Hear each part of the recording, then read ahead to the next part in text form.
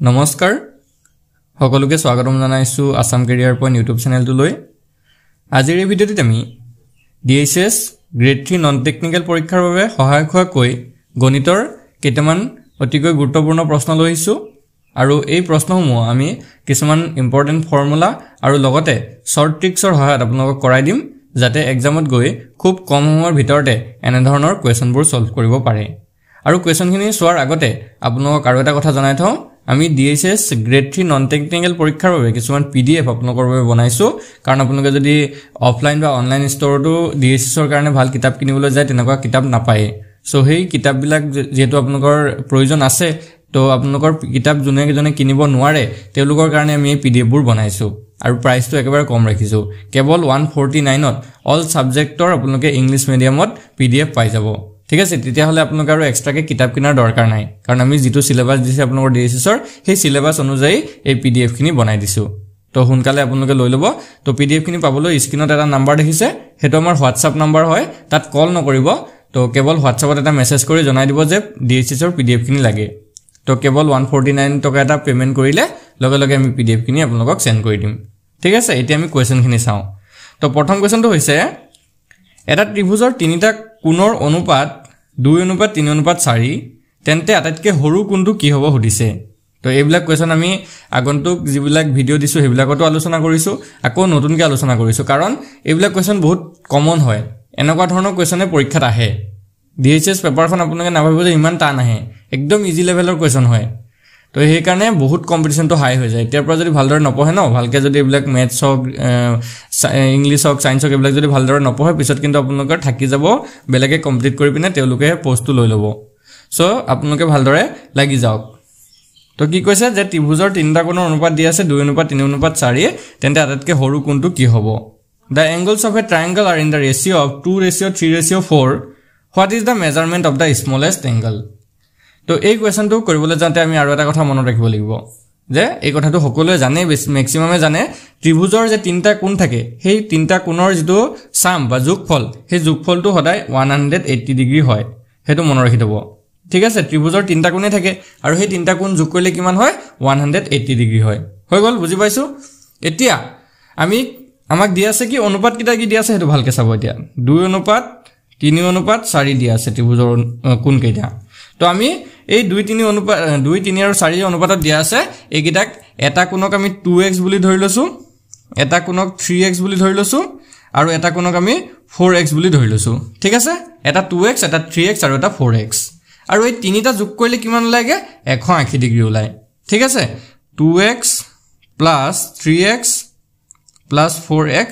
সমান কিমান 180 ডিগ্ৰী হৈ গল এতিয়া ইয়াৰ পৰা x ৰ ভ্যালুটো উলোৱাৰ লগে লগে আমাৰ আটাইতকৈ সৰু কোণটো উলিয়াব পাৰিম আটাইতকৈ ডাঙৰটো উলিয়াব পাৰিম মাজুটো উলিয়াব পাৰিম সব পাৰিম তো ইয়াতে যদি আমি চাও 2:3:5 5:4 9x 9x = কিমান 180 তো ইয়াতে x ৰ ভ্যালুটো কিমান হ'বগে x ৰ ভ্যালুটো হ'ব 180/9 9 18 যাব দুবাৰ 20 তো x ৰ ভ্যালুটো আমি কিমান পালো 20 ডিগ্ৰী হলনে x ৰ ভ্যালু হৈছে 20 ডিগ্ৰী এতিয়া আমাক উলিয়াব দিছিল আটাইতকৈ সৰু কোণটো তো আটাইতকৈ সৰু কোণটো আছিল 2x তো 2x মানে কিমান হ'ব 2x ৰ ভ্যালুটো হ'ব 2 * 20 তো 2 আৰু 20 পূৰণ কৰিলে হৈ যাব 40 ডিগ্ৰী একেবাৰে উজু হয় লগে লগে ওলালে 40 ডিগ্ৰী অপচন বি টো হৈ যাব ইয়াতে কাৰেক্ট আনসাৰ হল বুজি পাইছে সকে খেলিমেল লগা নাই আগবাঢ়িব পাৰো আমি নেক্সট কোৱেশ্যনটোলে তো নেক্সট কোৱেশ্যনটোলে আগবাঢ়ো কি কৈছে দুটা পূৰক অৰ্থাৎ কমপ্লিমেন্টাৰী কোণৰ যোগফল কিমান the sum of two complementary angle is তে পূৰক কোণ কাক কয় বা পূৰক কোণৰ দুটা পূৰক কোণৰ যোগফলটো কি হয় হেতু আমি জানিব লাগিব ইয়াত কোনো ক্যালকুলেশনৰ কথা নহয় অকল জানিলে হৈ গল তো এটো মনত ৰাখি দিব দুটা পূৰক কোণ যোগ কৰিলে 90 ডিগ্ৰী ওলায় অপচন ডি টো হ'ব কাৰেক্ট আনসাৰ ঠিক আছে দুটা পূৰক কোণ যোগ কৰিলে 90 ডিগ্ৰী ওলাব ধৰক এটা 50 হলে তেতিয়া আৰু এটা 40 হ'ব যদি এটা 45 হয় হিটু 45 হ'ব এনেকে 45 45 90 50 তে 40 90 এনে ধৰণৰ এইবিলাক হৈছে পূৰক কোণ ঠিক আছে এই 50 টো 40 ৰ পূৰক 45 টো 45 ৰ পূৰক এটা যদি 30 থাকে এটো 60 হ'ব 30 আৰু 60 টো পূৰক এনে ধৰণৰ কোণবিলাক হৈছে পূৰক কোণ হল ইয়াৰ লগতে আৰু এটা মনত ৰাখি দিব হেতু হৈছে সমপূৰক ঠিক আছে হেতু হৈছে সমপূৰক কোণ আৰু সমপূৰক কোণৰ যোগফলটো হৈছে 180 ডিগ্ৰী মনত ৰাখি দিব দুটা সমপূৰক কোণ দুটাৰ যোগফলটো সদায় 180 ডিগ্ৰী হয় পূৰকটো হলে 90 আৰু সমপূৰক হলে 180 এই দুটা কথা মনত ৰাখিলে হৈ যাব ঠিক আছে আগবাঢ়ো নেক্সট কোৱেশ্চনটোলে নেক্সট চাওক কি দিছে 200 ডিগ্ৰী কোনটো কি কোণ বুলি কোৱা হয় an angle measuring 200 degrees এতিয়া এই কোৱেশ্চনটোতে আমাৰ পাজল লাগি যাবগে 200 ডিগ্ৰী কোনটো কি বুলি কয় আপোনালোকে বহুতে স্থূল কোণ বুলি ৰাইট দি থৈ গুচি আহিব তো হেতু কিন্তু ৰাইট নহয় স্থূল কোণ নহয় 200 ডিগ্ৰীটো তো 200 ডিগ্ৰীটো হৈছে প্ৰবৃদ্ধ কোণ অপচন সি টো ইয়াতে কাৰেক্ট হ'ব এ ৰিফ্লেক্স এংগল হয় কেলে কাৰণ চাওক মই আপোনাক গুটেকিটা কোণৰ বস্তুটো অলপ ক্লিয়াৰ কৰাই দিছো স্থূল কোণ কোনবিলাক হয় স্থূল কোণ হৈছে যিবিলাক সমকোণ থাকে ন 90 ডিগ্ৰী 90 ডিগ্ৰীতকে ডাঙৰ কিন্তু 180 ডিগ্ৰীতকে সৰু হেবিলাক হৈছে স্থূল কোণ যেনেকৈ এটো 91 ৰ পৰা ষ্টাৰ্ট হয় আৰু 179 লৈকে যায় হল 180 ডিগ্ৰীটো নহয় 180 হলে 180 হলে সৰল কোণ হৈ যাবগে 180 হলে কি হ'বগে সৰল কোণ হ'বগে ঠিক আছে তো 91 ৰ পৰা ষ্টাৰ্ট হয় 179 লৈকে যায় 90 টো হৈ গলে আকৌ কি হৈ যাবগে যদি 90 হৈ যায় হেতু আকৌ হৈ যাবগে সমকোণ হয় না নহয় হেতু সমকোণ হৈ যাব ঠিক আছে তাৰ পিছত আমি যদি আহো সূক্ষ্ম কোণলৈকে তো সূক্ষ্ম কোণটো 0 ডিগ্ৰীৰ পৰা ষ্টাৰ্ট হয় 89 ডিগ্ৰী লৈকে যায় ঠিক আছে সূক্ষ্ম কোণ এটো তাৰ পিছতে আমি যদি যাও প্ৰবৃদ্ধ কোণটো কৰ পৰা কলে থাকে প্ৰবৃদ্ধ কোণটো 181 ৰ পৰা 360 লৈকে না যায় 359 লৈকে যাব 360 হৈ গলে এটো সৰল কোণ বুলি এটা বিন্দু বুলি কয় হেতু ঠিক আছে 181 ৰ পৰা গৈ 359 লৈকে পৰিব তো সেই কাৰণে 200 ডিগ্ৰীটো ইয়াতে পৰিছে হলনে আৰু সৰল কোণটো আমি কলোৱে সৰল কোণ মানে হৈছে 1 সেকেন্ড 180 ডিগ্ৰী ঠিক আছে সৰল কোণ মানে কি 180 ডিগ্ৰী বুজি পাইছে এতিয়া 360 ডিগ্ৰীটো বিন্দু বুলি কয় হল 360 টো বিন্দু 90 ডিগ্ৰীটো হৈছে সমকোণ তো এই কোণগিটা কনসেপ্টটো অলপ ভালকে জানি থলে আপোনালোকৰ যিকোনো কোৱেশ্চন আহিলেও পাৰিব ঠিক আছে তো আগবাঢ়ো নেক্সট কোৱেশ্চনটোলে এতিয়া নেক্সট কোৱেশ্চনটোত কি দিছে যদি এটা ত্ৰিভুজৰ ভূমি 15 সেন্টিমিটাৰ আৰু অনুৰূপৰ উন্নতি 16 সেন্টিমিটাৰ হয় তেতিয়াহলে ইয়াৰ কালি কিমান হ'ব if the base and height of a triangle are 15 centimeter and 16 centimeter then the area is তো আমি এটো ভালকে চাব লাগিব কি কৈছে ত্ৰিভুজৰ ভূমি দি থৈছে আৰু উন্নতিটো দি থৈছে ইয়াৰ কালি উলিয়াব দিছে তো ত্ৰিভুজৰ কালি যেটো উলিওৱা ফৰ্মুলা ত্ৰিভুজৰ কালি উলিওৱা যেটো ফৰ্মুলা হেতু হৈছে 1/2 বেস ইনটু হাইট মানে ভূমি পূৰণ উন্নতি ঠিক আছে আৰু ইয়াত বেসটো দি থৈছে 15 সেন্টিমিটাৰ আৰু হাইটটো দি থৈছে 16 সেন্টিমিটাৰ তো ইয়াত ফৰ্মুলাটো বহুৱাই দিম 1/2 ইনটু 15 ইনটু 16 হৈ গল 2 যদি 16 কাটি দিও 8 বাৰ যাব থাকি গল আমাৰ 15 পূৰণ 8 তো 15 ৰ 8 পূৰণ কৰিলে হৈ যাব 120 সেন্টিমিটাৰ স্কয়াৰ হল তো অপচন ইয়াৰ ভিতৰত D2 হৈ যাব কাৰেক্ট আনসাৰ অপচন D2 হৈ গল কাৰেক্ট আনসাৰ বুজি পাইছে চাগে তো আগবাঢ়িব পাৰো আমি পিছৰ প্ৰশ্নটোলে পিছৰ প্ৰশ্নটো কি দিছে এটা চতুৰ্ভুজৰ তিনিটা কোণ দি আছে ক্ৰমে 80 ডিগ্ৰী 70 ডিগ্ৰী আৰু 120 ডিগ্ৰী চতুৰ্থ কোণটো সুধিছে কিমান হ'ব the three angles of a quadrilateral are 80 degree 70 degree and 120 degree the fourth angle is so চতুৰ্থ কোণটো কিমান হ'ব তো এই কোৱেশ্চনটো কৰিবলৈ যাওঁতে আমি এটা চতুৰ্ভুজৰ চাৰিটা কোণৰ যোগফলটো আমি জানিব লাগিব চতুৰ্ভুজ এটাৰ চাৰিটা কোণৰ যেটো যোগফল থাকে হেতু হৈছে 360 ডিগ্ৰী কিমান হয় 360 ডিগ্ৰী হয় এটো কথা মনত ৰাখি থব ঠিক আছে তো ইয়াত তিনটা দিয়াই থৈছে এটা 70 এটা 80 এটা 120 হয়নে তো আমি ধৰি লৈছো চতুৰ্থটো x কি হয় চতুৰ্থটো x ডিগ্ৰী তো এটো কি হ'ব তেতিয়া 80 degree plus 70 degree plus 120 degree আৰু এটা আছে প্লাস x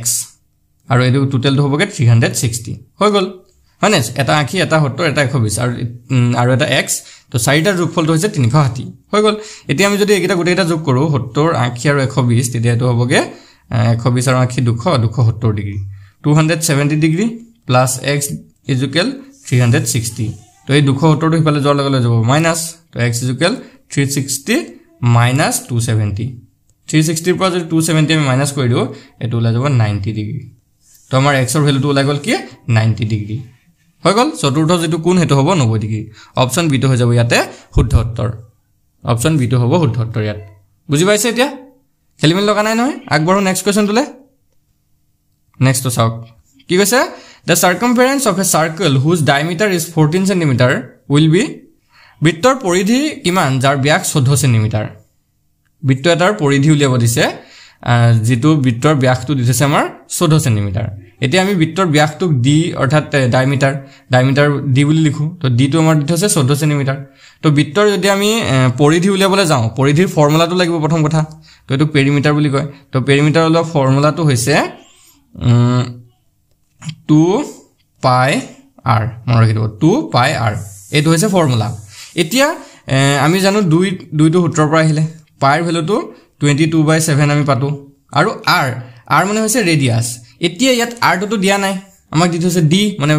ব্যাসটো দি থৈছে তো মনত ৰাখি দিব r টো ব্যাসৰ আধা হয় যেটো ব্যাস দিয়া থাকিব ন সেই ব্যাসৰ আধা ব্যাসৰটো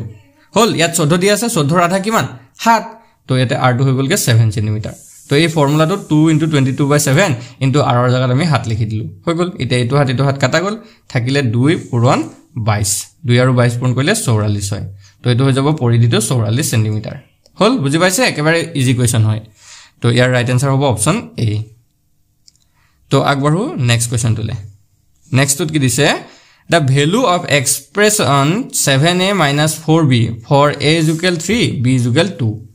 তো a সমান 3 আৰু b সমান যদি 2 হয় তেতিয়া হলে 7a - 4b ৰ মানটো কিমান হ'ব তো এটো একেবাৰে ইজি আমি যদি ভালকে জানি যাও লগে লগে উলিয়াব পাৰিম তো আমি যদি পাতো ইয়াত 7a - 4b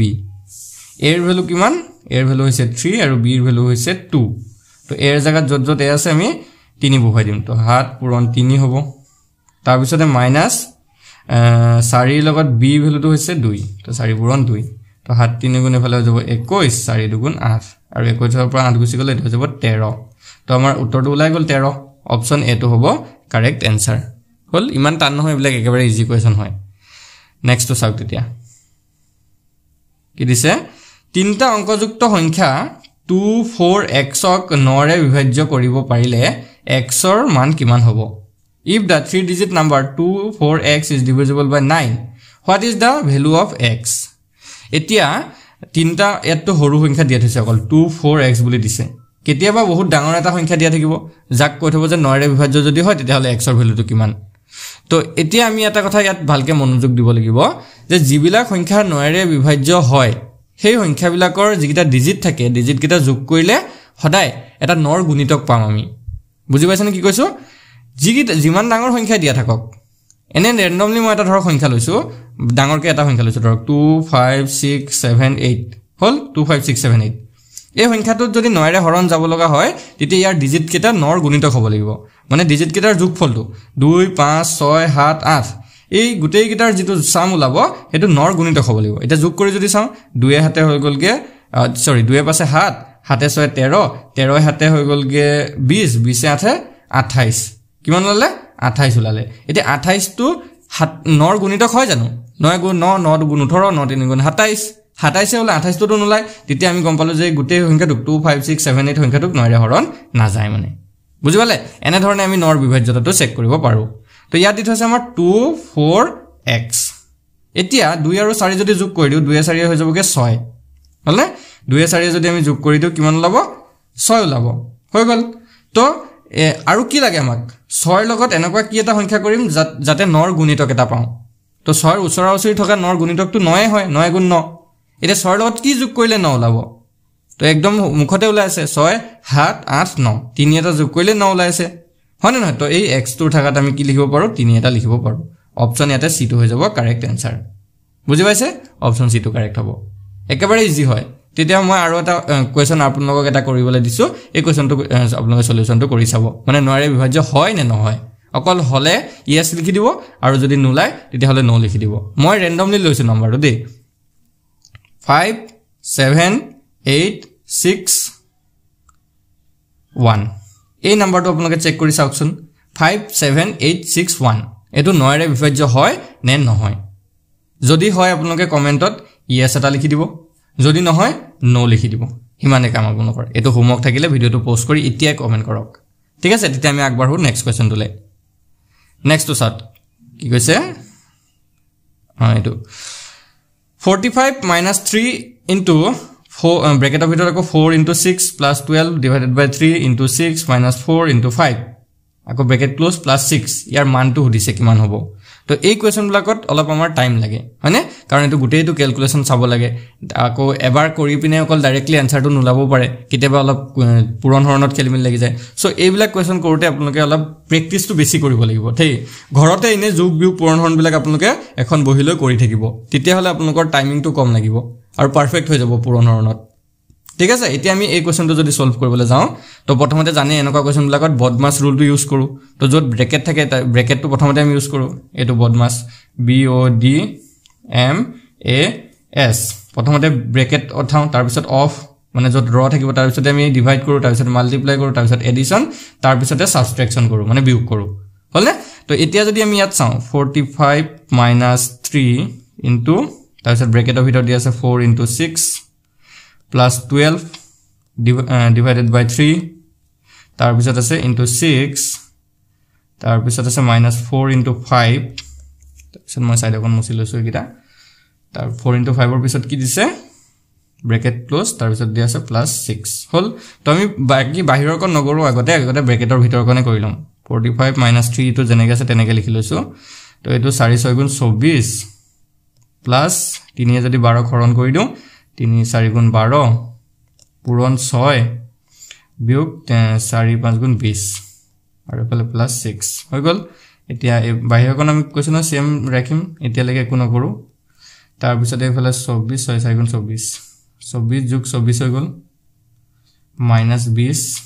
+ 6 24 * 24 48 -20 আৰু এফালে +6 এফালে 45 - 3 এতিয়া আমি যদি এটো চাও 48 / 20 গলে কিমান হ'ব 45 - 3 ইনটু 48 / 20 গলে হৈ যাব 28 + 6 হল এটা হলেকে হল এখন আপোনালোকে নোট কৰি লওক আমি ওপৰকন মুছি দিছো সো এতিয়া কি হ'ব 3 আৰু 28 পূৰণ হ'ব ন তো 45 - 3 আৰু 28 পূৰণ হলে 8 3 * 24 = 4 ওকলে 2 3 * 6 = 7 8 84 + 6 আৰু এই গুটেটো ভ্যালু যদি আমি কৰোগে তো -33 ওলাব ঠিক আছে -33 এটো কৰি যাব এখন সো এটো হৈ যাব অপচন সি টো হৈ যাব কারেক্ট आंसर বুজি পাইছে ইমান টান নহয় ইমান টান কোৱেশ্যন নহয় এবিলাক পাৰিব আপোনালোকে ঠিক আছে আগবাঢ়ো নেক্সট কোৱেশ্যনটোলে আগবাঢ়ো কি কৈছে চাওক 1 ৰ পৰা 9 লৈ থকা যুগ্ম সংখ্যা কিটাৰ যোগফলৰ গড় কিমান হ'ব What is the average of the sum of the even numbers from 1 to 9 এতে কি কৈছে ভালকে চাব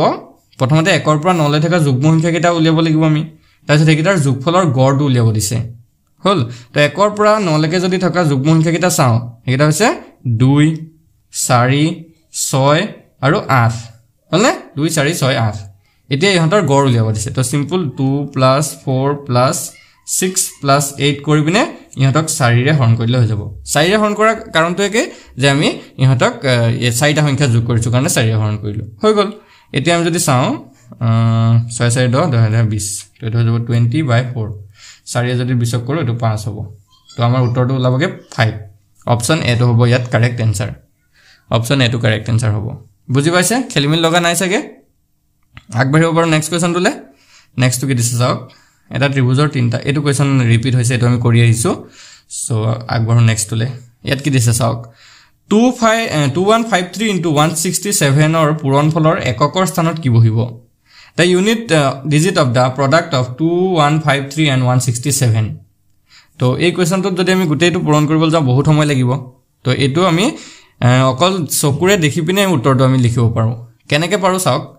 2153 আছে আৰু 167 আছে তো ইয়াৰ এককৰ স্থানৰটো আৰু ইয়াৰ এককৰ স্থানৰটো আমি লৈ আনিম তো ইয়াত আছে 3 আৰু ইয়াত আছে 7 এই দুটা অকল পূৰণ কৰি দিম 3 7 গুণ কিমান 21 হয়নে 21 ৰ এককৰ স্থানত যেটো থাকিব হেতু হ'ব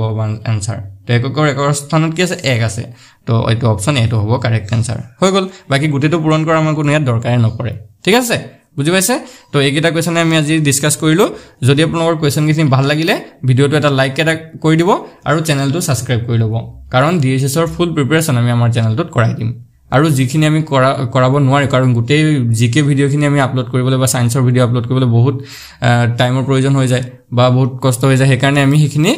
পিডিএফ ফৰমেটত বনাই দিছো ঠিক আছে পিডিএফ ফৰমেটত গুটেইখিনি কমপ্লিট কৰাই দিছো তো পিডিএফ খিনি আপোনালোকে পাৰিলে লৈ লব একদম কম প্ৰাইসত হয় 149 টকা আপোনালোকৰ 149 টো বহুত বেছি প্ৰাইস আমি দিয়া নাই তো ইমান টকা যাতে কম ৰাখিছো যাতে সকলো আপোনালোকে লৈ পিনে পঢ়িব পাৰে তো এটো আমাৰ WhatsApp নম্বৰ হয় 8133840965 এটো এটা মেছেজ দি জনাই দিব যে DSS ৰ গুটেইখিনি PDF লাগে তো 149 ত গুটেইখিনি PDF আমি দি দিম খালি ইংলিশ মিডিয়াম হ'ব কাৰণ আপোনালোকৰ যিখন পেপাৰ হেখন ইংলিশ মিডিয়ামত আহে আসামিছত নাহে সো ইংলিশতে আমি বনাইছো আৰু আজি ভিডিওটো চোৱাৰ কাৰণে সকলোকে ধন্যবাদ